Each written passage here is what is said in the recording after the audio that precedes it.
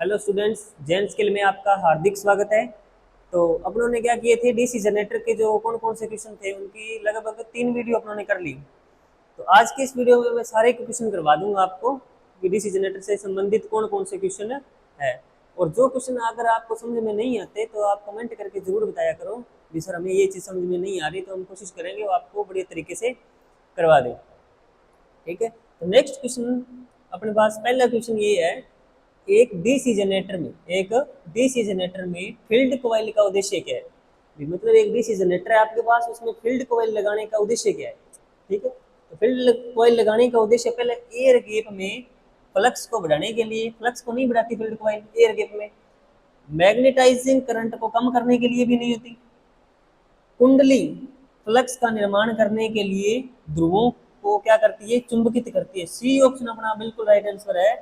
कुंडली निर्माण के लिए अपने क्या करेगी, ये ध्रुवों को क्या करेगी, चुंबकित करेगी। और फील्ड कॉइल क्या बना देगी, टोटल फ्लक्स बना देगी। और फील्ड कॉइल आपको पता है ये मोटे तार की बनेगी ताकि ज्यादा से ज्यादा उसमें से करंट प्रवाहित हो, ज्यादा से ज्यादा वो क्या बनाए, फ्लक्स बनाए। तो सी ऑप्शन अपना बिल्कुल राइट आंसर है। नेक्स्ट क्वेश्चन अपने पास ये है, बड़े डीसी जनरेटर मशीनों के लिए पोल कोर के लिए किस धातु का प्रयोग किया जाता है। मतलब एक कोई मैंने आपको पिछली वीडियो में बताया था, अगर आप पोल कोर बनाते हो, क्या बनाते हो, पोल कोर वो बनाते हैं तो आप किस धातु की बनाओगे। अगर बड़ा डीसी छोटा, अगर छोटा डीसी जनरेटर है और अगर एक बड़ा डीसी जनरेटर है तो उसमें अलग अलग धातु से क्या बनाओगे आप। छोटी मशीनों में तो मैंने आपको बताया था ये किसकी बनेगी, कास्ट आयरन की बनाई जाती है। किससे बनाई जाती है, कास्ट आयरन से।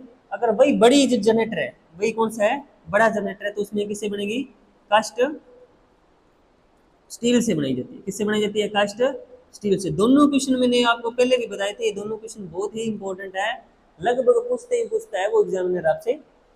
ठीक है, तो पहला ऑप्शन नरम लोहा की तो छोटी मशीनें बनेगी, कास्ट आयरन।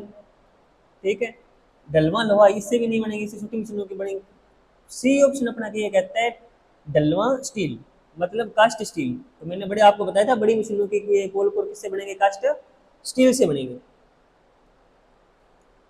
नेक्स्ट क्वेश्चन अपने पास ये है, क्यों पोल कोर, क्या कहता है, क्यों पोल कोर स्टैंपिंग डीसी जनरेटर में पटलित की जाती है। मतलब पोल कोर है जो अपने वो स्टैंपिंग करके उसको क्या कर किया जाता है, पटलित, मतलब लेमिनेटेड इसको क्यों किया जाता है। लेमिनेटेड मैंने आपको बताया था, ये एक डीसी जनरेटर है, एक कौन सा, एक डीसी जनरेटर, डीसी जनरेटर है, उसमें जो कोर होती है उसको सिलिकॉन स्टील, सिलिकॉन स्टील पहला ऑप्शन अपने पास से पहला है सिलिकॉन स्टील।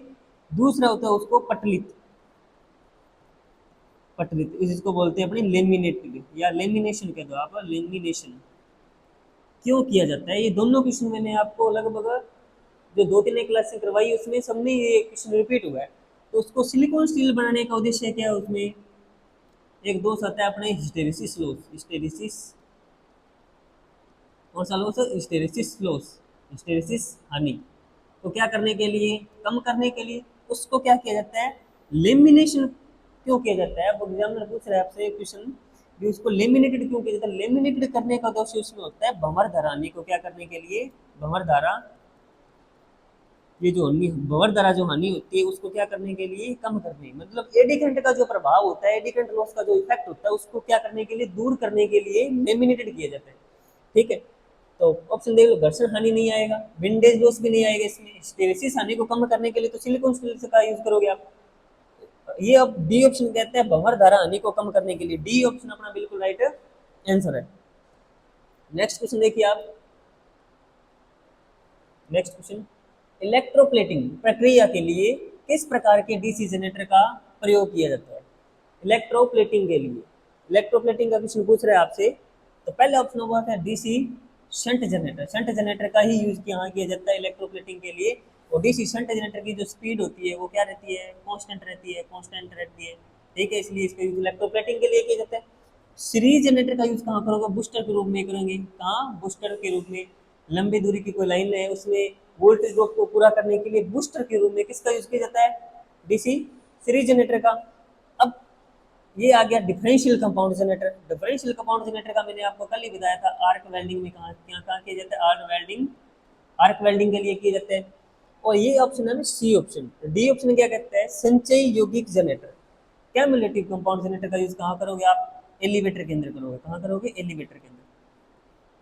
एलिवेटर के अंदर मतलब सीढ़ियों के अंदर, जो इलेक्ट्रिक से चलने वाली जो सीढ़ी होती है उसके लिए किसका यूज करोगे, तो इलेक्ट्रोप्लेटिंग का पूछ रहे हैं तो कौन सा जनरेटर करोगे, डीसी शंट जनरेटर ही आप करोगे। नेक्स्ट क्वेश्चन अपने पास ये कहता है, डीसी जनरेटर में कंपनसेटिंग वाइंडिंग का उद्देश्य क्या है। कंपनसेटिंग वाइंडिंग का उद्देश्य मैंने आपको पिछले कई बार बता दिया भी, कंपनसेटिंग वाइंडिंग आप क्यों लगाते हो, किस लिए लगाते हो, आर्मेचर रिएक्शन को दूर करने के लिए आप कंपनसेटिंग लगाते हो। ठीक है, तो पहले ऑप्शन बात है कठोर कम्यूटेशन कम करना, गलत ऑप्शन है। नियत आउटपुट वोल्टेज बनाए रखना, ये गलत ऑप्शन है बिल्कुल ही। ठीक है, विचुंबकीकरण प्रभाव को बेअसर करने के लिए, मतलब डीमैग्नेटाइजिंग इफेक्ट को कम करने के लिए किसका यूज करेंगे, या उस प्रभाव को दूर करने के लिए कंपनसेटिंग वाइंडिंग का ही प्रयोग किया जाता है। सी ऑप्शन बिल्कुल राइट आंसर अपना। अब क्वेश्चन अपना ये कहता है, ये बहुत इंपॉर्टेंट क्वेश्चन है, यदि शंट फील्ड प्रतिरोध क्रांतिक प्रतिरोध के मान से ऊपर है तो क्या प्रभाव पड़ेगा। अभी मतलब एक आगे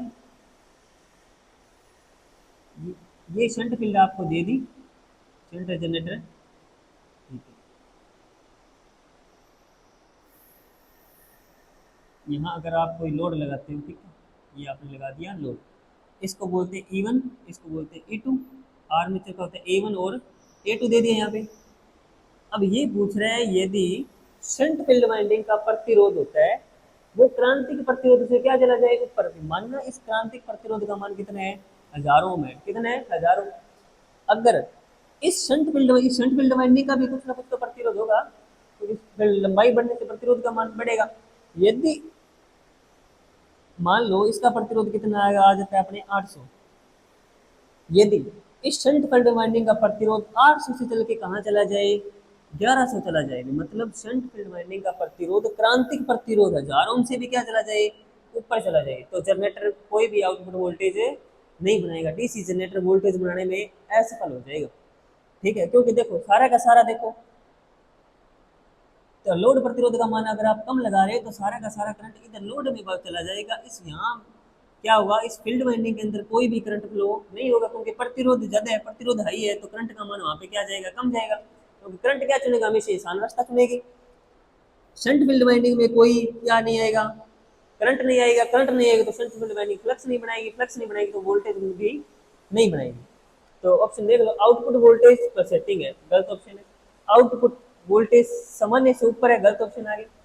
जनरेटर को वोल्टेज बनाने में विफल रहता है, जनरेटर सामान्य रूप से वोल्टेज में, ये देखो नहीं आता, जनरेटर वोल्टेज बनाने में विफल हो जाएगा। सी ऑप्शन बिल्कुल राइट आंसर है, मतलब शंट फील्ड वाइंडिंग का प्रतिरोध रखता है जो, अगर वो क्रांतिक प्रतिरोध से क्या चला जाए, ऊपर चला जाए, तो डीसी जनरेटर वोल्टेज नहीं बनाएगा। नेक्स्ट क्वेश्चन अपने पास ये है, डीसी जनरेटर में आर्मेचर प्रतिक्रिया का प्रभाव क्या है। डीसी जनरेटर में आर्मेचर प्रतिक्रिया, आर्मेचर रिएक्शन क्या होता है, आर्मेचर रिएक्शन, आर्मेचर प्रतिक्रिया, आर्मेचर, ये पूछ रहा है प्रतिक्रिया। तो आपको पता है आर्मेचर प्रतिक्रिया के कारण क्या होगा, वोल्टेज ड्रॉप होता है हमेशा। ठीक है, आर्मेचर रिएक्शन जिसको बोलते हैं, वो आर्मेचर का फ्लक्स होता है जो मुख्य फ्लक्स का क्या करता है, विरोध करता है, जिसके कारण जो आउटपुट वोल्टेज होती है वो क्या हो जाती है, घट जाती है। अब देखो आउटपुट वोल्टेज बढ़ता है ना, बढ़ता नहीं आर्मेचर रिएक्शन के कारण, ये तो हानि है, हानि के कारण थोड़ी बढ़ेगा वोल्टेज। आउटपुट वोल्टेज कम हो जाता है, आउटपुट वोल्टेज संबंधित रहता है, ये ऑप्शन गलत आ गया, आउटपुट वोल्टेज शून्य हो जाएगा। देखो आर्मेचर प्रतिक्रिया का प्रभाव क्या है, तो आउटपुट वोल्टेज कम हो जाता है, बी ऑप्शन राइट आंसर है। आउटपुट वोल्टेज शून्य नहीं होता, आउटपुट वोल्टेज शून्य नहीं होता, कुछ ड्रॉप होती है, क्या होगी, आउटपुट वोल्टेज। नेक्स्ट क्वेश्चन अपने पास ये कहता है, अब देखो एग्जांपल दिया आपको, एक सिंप्लेक्स वेव बाउंड आर्मेचर के साथ एक 4 पोल डीसी जनरेटर में 1020 कंडक्टर है, क्या है, चालक है, और 1500 आरपीएम की गति से संचालित है। फ्लक्स पर पोल कितना दे रखा है, 0.007 वेबर है। फ्लक्स किसमें होता है, वेबर में, ठीक है। तो उत्पादित ईएमएफ की गणना करनी है आपको, क्या निकालनी है, ईएमएफ। तो डीसी जनरेटर में ईएमएफ निकालने का सूत्र क्या होता है, पी फाइव जेड एन 60 × ए। अब मैंने आपको बताया था, अगर आप आर्मेचर को बाउंड करते हो, आर्मेचर पे वाइंडिंग करते हो या आर्म, तो क्या होता है, दो तरीके से करते हो। एक तो होता है लेप वाइंडिंग, एक कौन सी होती है, लेप वाइंडिंग। दूसरी कौन सी होती है, वेव वाइंडिंग। दूसरी कौन सी होती है, wave winding.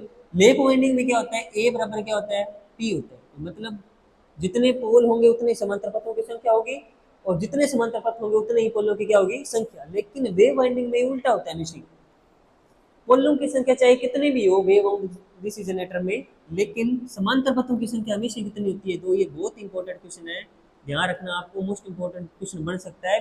Wave wound DC generator में पोलों की संख्या इतनी दे रखी है, और तो समांतर पथों की संख्या कितनी होगी, ऑप्शन में आप जहां ही आपको दो दिखे वहां टिक कर देना, ठीक है। तो वेव वाउंड के लिए कितनी होती है, दो होती है पोलों की संख्या।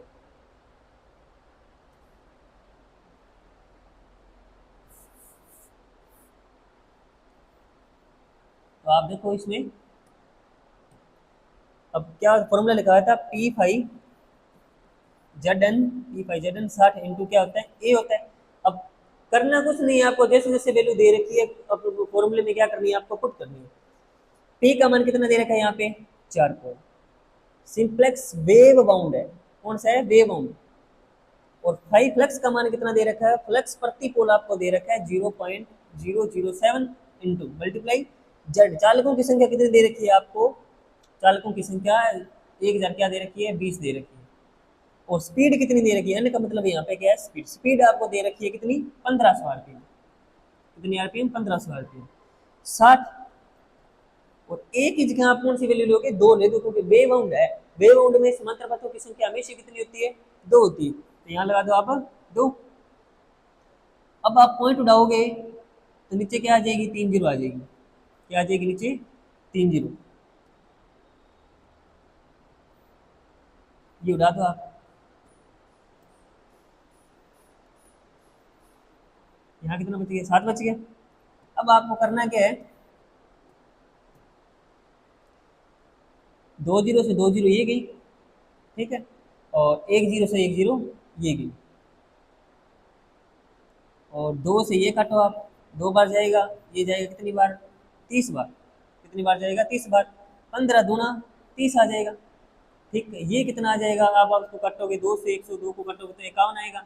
अब 51 मल्टीप्लाई कितना बच गया, 7 बच गया। 7 एकम 7, 7 पंजा 35, तो 357 वोल्टेज अपना आंसर आ रहा है। ऑप्शन में देख लो, 357 आ रहेगा, सी ऑप्शन बिल्कुल राइट आंसर अपना हो गया। तो इस तरीके से आपको कैलकुलेशन करनी है। नेक्स्ट क्वेश्चन आप देखो,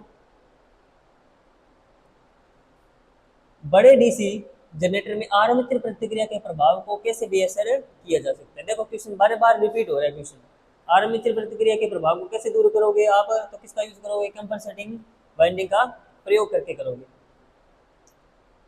ठीक है। और दूसरा ऑप्शन कहता है अतिरिक्त इंटरपोल प्रदान करके नहीं होता, ब्रश संपर्क प्रतिरोध बढ़ाना, बाइंडिंग के साथ प्रतिरोध तारों को जोड़ना। देखो बड़े डीसी जनरेटर में आर्मेचर प्रतिक्रिया के प्रभाव को बेअसर करने के लिए किया जा सकता है कंपनसेटिंग वाइंडिंग का प्रयोग करना, ठीक है। ये जो बी ऑप्शन है, ये अतिरिक्त इंटरपोल प्रदान करके, मतलब इससे हो सकता है, लेकिन मैं बड़े जनरेटर की बात पूछ रहा हूँ, तो कंपनसेटिंग वाइंडिंग का यूज करके करोगे आप, ठीक है। नेक्स्ट क्वेश्चन अपने पास, नेक्स्ट क्वेश्चन क्या कहते हैं अपने पास,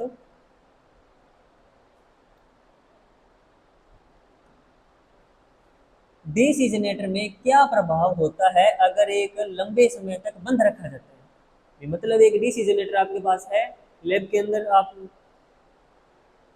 अगर आपने उसको लंबे समय तक यूज में नहीं लेते आप उसको, एक डीसी जनरेटर को, तो क्या होगा।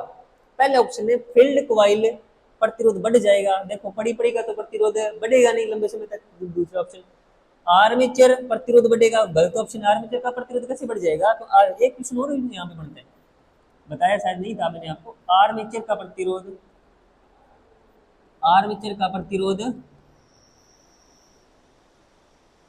कितना होता है, आर्मेचर का प्रतिरोध या तो होता है 1 ओम, या क्या होता है 1 ओम से हमेशा क्या रहता है, कम रहता है। बहुत इंपॉर्टेंट क्वेश्चन है ये, ठीक है, रख लेना आप। आर्मेचर का प्रतिरोध कितना होता है, 1 ओम होता है, या 1 ओम से क्या होता है, कम रहता है।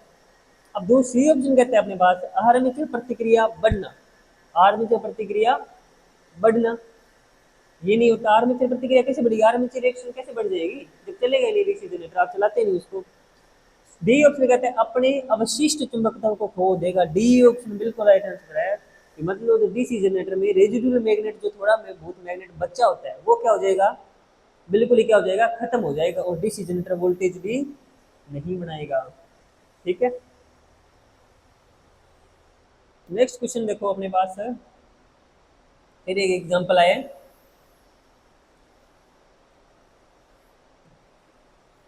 कहता है 4 पोल डायनमो के प्रेरित ईएमएफ की गणना करें यदि 1000 आरपीएम लेप वाउंड और कंडक्टरों की कुल संख्या कितनी है, 600, फ्लक्स प्रति पोल 0.064 वेबर है।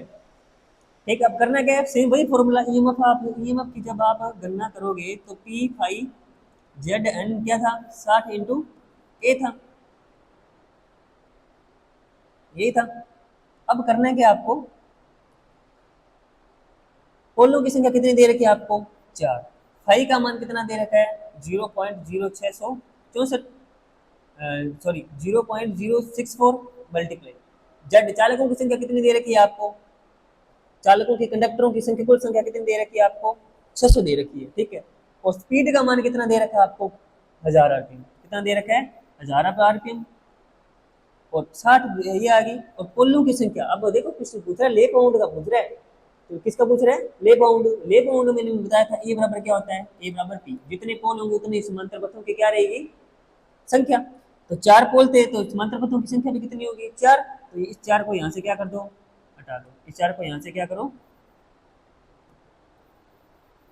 हटा दो, मल्टीप्लाई हट जाएगा, ये भी हट जाएगा। ठीक है, अब देखो आप जीरो, इस जीरो को जब आप हटाओगे तो नीचे क्या लग जाएगा, 1000, क्या लग जाएगा, 1000, इसको हटा दो, फिर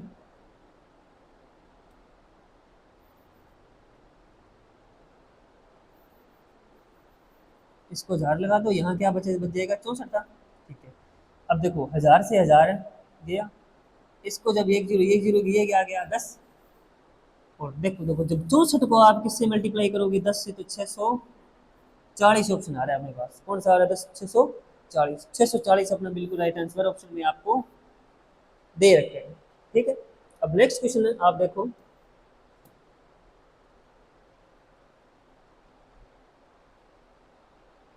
नेक्स्ट क्वेश्चन अपने पास ये कहता है यदि मुख्य क्षेत्र का प्रभाव डीसी जनरेटर में विकृत हो जाए तो प्रेरित ईएमएफ पर क्या प्रभाव पड़ेगा। यदि क्या कहता है, यदि एक मुख्य फील्ड मतलब फील्ड जो मेन फ्लक्स फील्ड वाइंडिंग है, उसका जो प्रवाह है, उसका जो प्रवाह है वो डीसी जनरेटर में विकृत मतलब टेढ़ा हो जाए, तो प्रेरित ईएमएफ पर क्या प्रभाव पड़ेगा। तो प्रेरित ईएमएफ का मान देखो क्या होगा, हमेशा ही घटेगा। तो प्रेरित ईएमएफ का मान बढ़ता नहीं है, प्रेरित ईएमएफ का मान घटता है, प्रेरित ईएमएफ में कोई बदलाव नहीं आता, आएगा बदलाव तो प्रेरित ईएमएफ शून्य हो जाएगा, ये नहीं होता। तो यदि मुख्य फ्लक्स का प्रभाव डीसी जनरेटर में विकृत हो जाए तो प्रेरित ईएमएफ का मान हमेशा ही क्या होगा, घटेगा। ठीक है, तो देख, अब लास्ट क्वेश्चन अपना यही है, देखो लास्ट क्वेश्चन,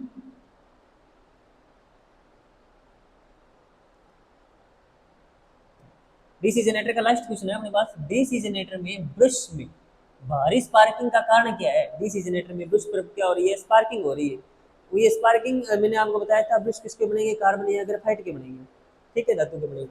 अब ये क्वेश्चन पूछ रहा है कि डीसी जनरेटर में ब्रश पर भारी स्पार्किंग का कारण क्या है। तो मतलब एक डीसी जनरेटर है, उसमें जो ब्रश लगा रखे हैं आपने, उनमें स्पार्किंग क्यों हो रही है। तो देखो फील्ड वाइंडिंग में शॉर्ट सर्किट, देखो फील्ड वाइंडिंग में शॉर्ट सर्किट से कोई ब्रश का तो लेना देना नहीं है। ठीक है, अब देखो आर्मेचर है, वाइंडिंग में शॉर्ट सर्किट, ये भी ऑप्शन करता है। एमएनए और जीएनए की पोजीशन क्या हो गई है, चेंज हो गई है। सी ऑप्शन बिल्कुल राइट आंसर है अपना भी। ठीक है, ब्रश के रूप में बहुत अधिक स्प्रिंग तनाव, ये कुछ ऑप्शन भी हो सकता है, लेकिन अपने पास देखो इससे ज्यादा अपने पास ऑप्शन यही बढ़ता है भी। देखो एमएनए और जीएनए की, जो एमएनए और जो आपने जीएनए लगा रखा है, ज्यामितीय न्यूट्रल एक्सिस होते हैं, इसको मैग्नेटिक न्यूट्रल एक्शन। अब देखो इन दोनों की जो डायरेक्शन होती है ना वो हमेशा अगर उल्टी हो जाए, इन दोनों की डायरेक्शन क्या हो जाए, उल्टी हो जाए, मतलब इन दोनों की डायरेक्शन सेम हो जाए, पहले तो सेम एक जगह थे एमएनए और जीएनए सेम जगह थे, अगर जीएनए होता है एमएनए से अलग हो जाता है तो क्या होगा, बुशों पर हमेशा ही क्या होगी, स्पार्किंग होगी। ठीक है, हमेशा क्या होगी, स्पार्किंग। तो सी ऑप्शन बिल्कुल है राइट आंसर अपने अपना। तो दोस्तों आज की इस वीडियो में हमने क्या किए थे, ये 3-4 क्लासें अपने की थी, उसमें डीसी जनरेटर से जितने क्वेश्चन बनने वाले थे जो जो इम्पोर्टेंट थे वो आपको मैंने करवा दिए। लगभग क्वेश्चन आपके जो अगर कोई डीसी जनरेटर में आया तो इनसे बाहर कोई भी क्वेश्चन नहीं जाएगा। तो अगली क्लास में मैं आपको डीसी मोटर से क्वेश्चन कौन कौन से संबंधित क्वेश्चन है वो लेके आऊँगा। Thank you.